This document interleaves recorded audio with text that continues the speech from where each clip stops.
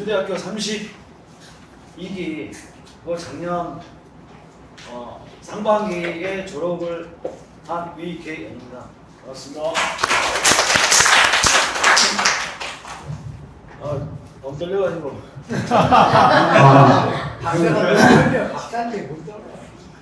그렇긴 합니다만 교수님 그래도 많이 떨리는데 노래방에서만 마이크를 잡아가지고 제가 노래방에서는 엄청 잘하는데 그 강의를 많이 못 해봐서 좀 서툴더라도 양해를 해주시고 그렇게 해줬으면 고맙겠습니다. 일단 시작하겠습니다. 올해 부동산 이렇게 신문을 펼치면 경매 관련돼서 내용이 많이 나옵니다. 그래서 교수님이 이제 경매 관련돼서 좀 해봐라 이렇게 해서 예전에 논문 써놓은 걸 가지고 편집을 하려다가 새롭게 한번 써봤습니다. 근데 이게 처음에 쓴 건 너무 허접해가지고 좀 더 하다 보니까 이제 제가 생각해도 좀 괜찮아진 것 같습니다. 그래서 물론 제 생각이긴 하기 때문에 다른 사람 논리하고 안 맞을 수도 있습니다. 그 점을 약간 감안해 주시고 저 분의 생각이 저런가 보다, 저 양반이 저렇게 생각하나 보다, 이 정도로만 생각해 주시면 좋겠습니다. 2000년에 법원에 입사해가지고요,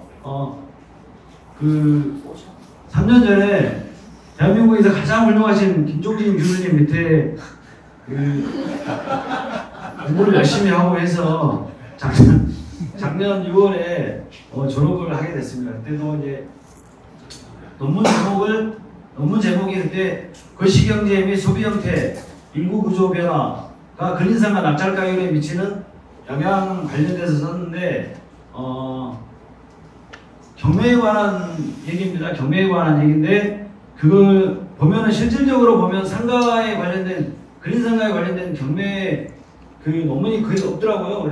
많지 않아서 좀 하는데 대단히 일을 먹었습니다. 특히 이제 변수를 너무 많이 넣어가지고 욕심을 부리다가 변수를 많이 하면 안 된다라는 생각을 이제 배우게 됐습니다. 그래서 논문 쓸 때 자기 주장을 너무 많이 하지 마시고 교수님이 이렇게 해주면 예 감사합니다 이렇게 하면 논문을 빨리 통과하지 않을까 이런 생각을 하고 자기 생각을 하지 마라. 교수님 말씀을 들으라. 그래야 빨리 논문을 쓸 수 있다. 이제 요즘에 사람들이 투자를 해야 되냐 말아야 되냐, 언론에서 어떤 사람은 뭐 이렇게 하향 지금이 들어갈 적기다, 또 어떤 사람은 터널 속에 있다 이런 말을 많이 하는데 저는 이제 이 그림을 집어넣은 이유가 그래도 리서치는 계속 해야 된다. 뭔가를 해야 된다. 물론 이제 경매나 이런 걸 한 번도 안 해보신 분들은 이게 약간 의미가 있습니다. 근데 이제 많이 해보신 분들이나 MPL이나 뭐 다른 큰 사업을 해보신 분들은 뭐 큰 의미가 없을지 모르지만 그래도 우리가 학술 세미나이기 때문에 다시 마음을 다잡아 간다라고 생각을 하시고 한번 봐주시면 좋을 것 같습니다. 그래서 5cm의 도미노가 저 31번째 바퀴를 돌면 거의 에베레스트 산까지 간다고 합니다. 그래서 다들 뭐 경매 말은 많이 듣고 이렇게 했지만 한 번도 참여를 안 해보신 분들이 많을 텐데 한번 참여를 해보라는 뜻입니다. 참여를 해보다 보면 새로운 거에 도달하게 되고 새로운 걸 얻을 수 있다. 그 얘기입니다. 그래서 작은 투자를 반복하다 보면 큰 성과의 열매를 얻지 않을까, 이렇게 생각해서 이 그림을 도입부에 한번 넣어봤습니다. 그래서 최근 경매 시장의 이슈를 살펴보고 그 다음에 간단하게 경매 건수의 추이, 매각가율, 최근 실무 동향, 그리고 부동산 시장과 대입 변수가 우리 부동산 시장에 미치는 영향 간단하게, 그리고 매매 시장과 경매 시장은 어떤 관계가 있는가, 그리고 마지막으로 아무도 요즘에 예상할 수 없는 혼란의 24년, 25년, 26년 향후 어떻게 경매 시장이나 매매 시장을 대비해 볼까. 그러니까 약간 제 주관적인 게 많기 때문에 감안하시고 들어주셨으면 좋겠습니다. 최근 경매 시장은 사건이 대단히 많이 증가하고 있습니다. 특히 주거용 같은 경우에는 빌라 시장이 엄청나게 넘어가고 있고요.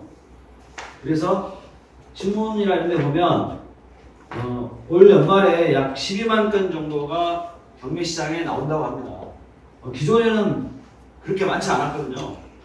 23년에 한 분기별로 계산했을 때 한 3만 건 정도 나왔는데 지금 한 13, 4년 만에 분기별로 2024년을 봤을 때 1분기에 한 3만 건 정도가 지금 접수가 됐습니다. 그래서 올 연말 정도 되면 12만 건인데 이 12만 건이라는 거는 기존에 12만 건 나온 게 거의 15년 전 얘기거든요. 그래서 대단한 의미가 있다.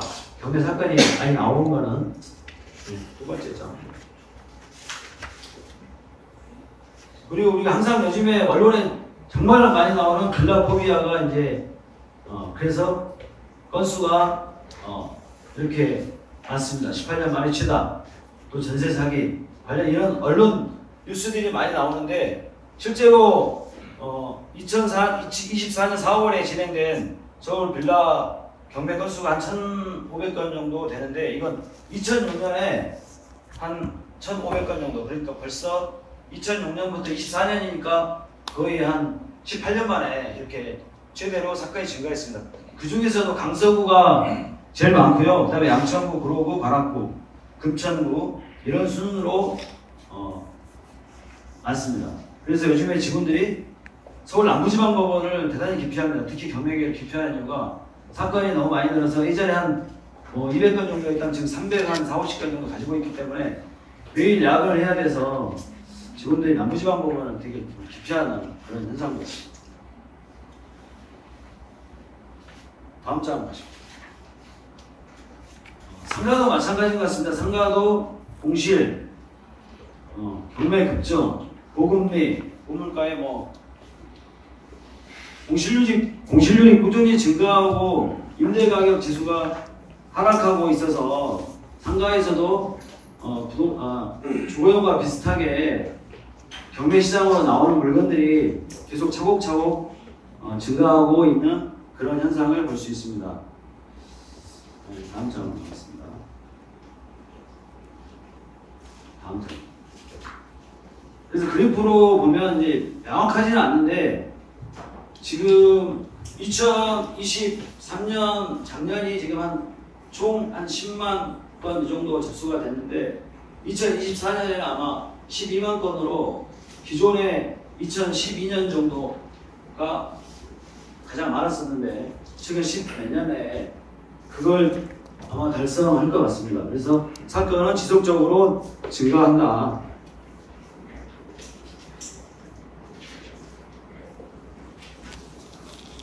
이 사건이 증가하는 게 이제 여러 가지 요인이 있겠지만 지금 최근 신문이나 이런 데 보면 BF 부실로 인해서 사건이 많이 나오고 또 이자, 연끌 이런 물건들이 나와서 수치상으로도 명백하게 보여주고 있습니다. 이렇게 경매 사건 접수, 빨간색이 접수거든요. 접수된 사건, 그다음에 진행된 사건, 처리된 사건을 보면 접수 건수가 확연하게 증가됐고 2023년에 7만 건을 달성했으며 24년에는 12만 건을 달성해서 14년 만에 거의 최고로 증가할 것으로 예상하고 있습니다.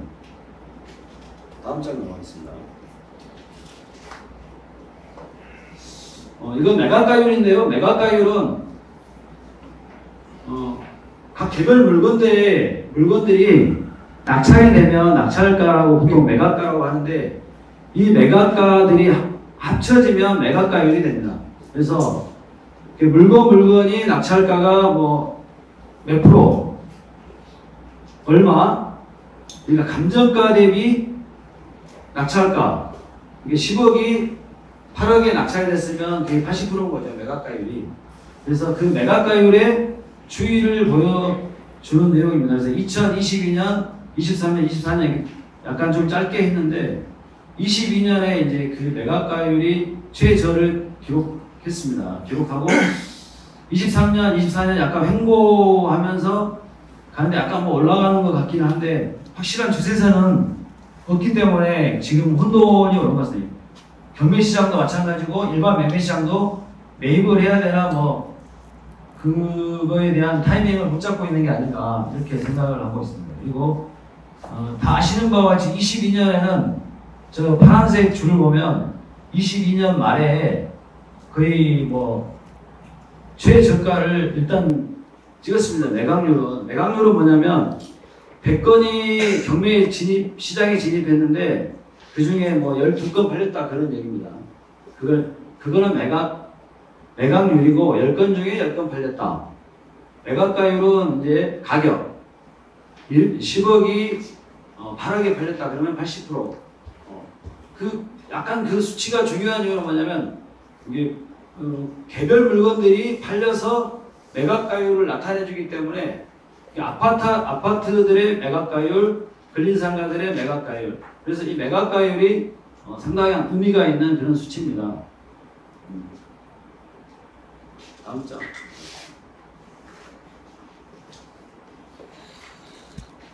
이렇게 사건이 증가하다 보니까 이거는 뭐 제 실무적인 게서 얘기를 해드리면 약간 여담인데 서울중앙법원 같은 경우에 경매가 이제 한 2개, 경매 1개가 12개 지금까지 있는데 여기서 13개, 예를 들면 13개, 14개 이렇게 2개를 증가시킬 예정이고 최근에 이제 갑자기 사건이 증가하다 보니까 그 여자 계장 한 분이 갑자기 변달을 해가지고 어느 날 안 나오는 회사를 그래서 이제 배당기일이었는데 그 배당기일에 들어갈 그 경매계장이 없어가지고 옆에 개에서 들어갈 정도로 사건이 급속하게 증가하고 있다 뭐 그런 얘기입니다. 다음 장 보겠습니다. 한 번 더.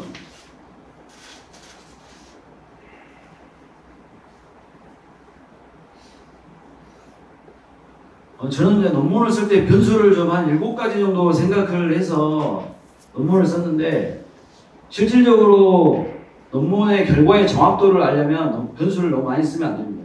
저도 처음에는 몰라가지고 14개인가 10개인가 했다가 교수님한테 엄청 혼나고 7개로 줄였는데도 그 변수 자체에서 충돌이 일어나기 때문에 결과값이 정확히 안 나옵니다. 그래서 저는 이번에는 한 3개 정도로만 생각을 해봤습니다. 물론 검증을 하지는 않았지만 일단 3개 정도로 생각해보고 그래서 국고채 금리가 부동산 수익률에 영향을 미치고 제조원가가 인플레이를 발생시키고 이 출산율이 감소되는 이런 현상들이 서울과 지방 부동산이 다르게 작동하고 서울 자체 내에서도 다르게 작동한다. 그걸 한번 설명을 해보겠습니다.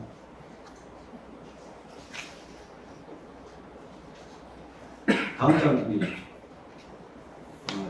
보통 국고채 금리를 얘기할 때 3년물을 얘기 많이 하거든요. 이자를 3년물을 얘기를 많이 하는데 저는 여기서 미국 국고채 10년물을 지표로 한번 삼아봤습니다.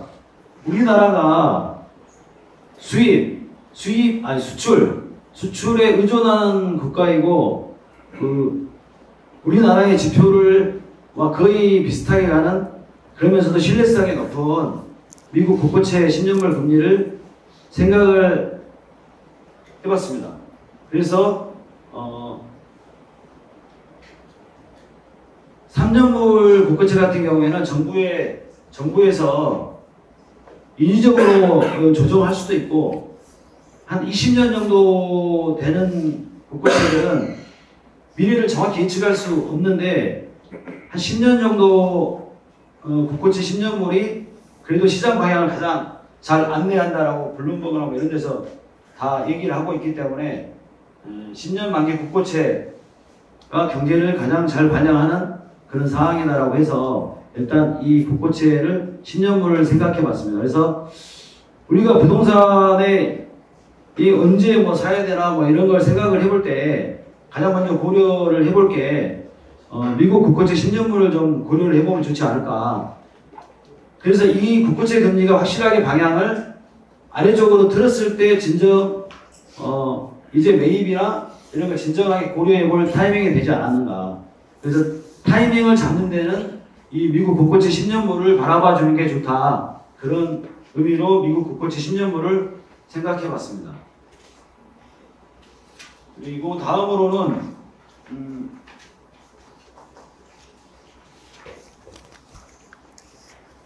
인플레이션을 왜 생각을 해봤냐면 제가 이런 질문을 많이 받습니다. 박사학위 받으셨다면서요, 부동산 박사. 그러면서 우리 직원들도 마찬가지고 항상 언제 사야 되냐, 부동산 그렇게 잘 아신다면서요, 박사라면서요. 이런 얘기를 했을 때 언제 사죠? 그러면 이제 그런 얘기를 들을 때마다 마음속으로 느낀 게 뭐라고 얘기를 해줄까.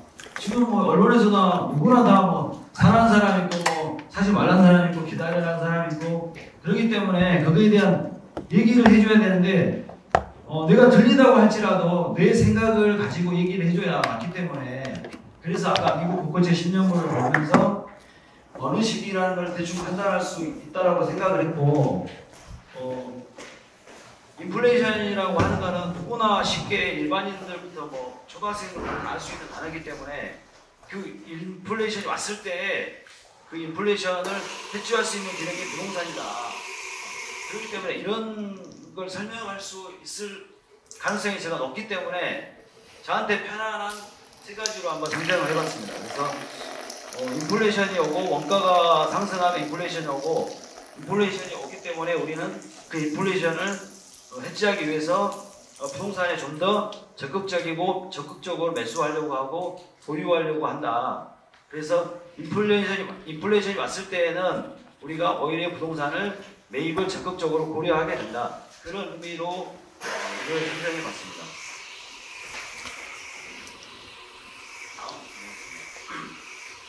다음은 출산율에 대해서 사람들이 약간 오해를 하고 있는 게 뭐냐면, 출산율이 낮아지면 부동산 가격이 떨어지고, 출산율이 낮아지면 출산율이 낮고 인구가 감소하면 부동산이 필요가 없어질 거라고 이렇게 생각하시는데, 저는 이거 지역별로 엄청 다르다고 생각하거든요. 제 논문에서도 출산율에 대해서 얘기를 했었는데, 지금 우리나라 출산율이 2024년 올해죠. 작년에가 0.72명인가 아마 0.72명이가 됐고, 서울은 0.5명 이하라고 합니다. 근데 그러함에도 불구하고 왜 서울의 부동산 가격은 떨어지지 않는 걸까? 그럼 출산율로만 설명할 수 없거든요. 출산율로만 설명할 수가 없고, 예전에 교수님의 논문 지도하실 때 생활인구라고 있습니다. 생활인구. 그러니까 서울에서 생활을 하고 그 근처 경기도나 이런 데서 거주를 하면서 생활권 자체가 서울에가 있고, 또 고소득자들이 서울에가 집중되어 있기 때문에, 무소득자들이 서울에 집중되어 있기 때문에 구매 여력이 있는 사람들이 계속해서 서울로 들어가거든요. 근데 최근에 뭐 인구가 서울이 원래 1000만에서 960만, 950만으로 계속 떨어지고 있거든요. 이게. 인구가 떨어진다고 해서 서울에 있는 부동산 가격이 그러면 하락하냐? 꼭 그렇지는 않다. 왜? 오히려 서울에 살고 싶어 하는 사람, 특히 지방이나 뭐 경기도에서 그래도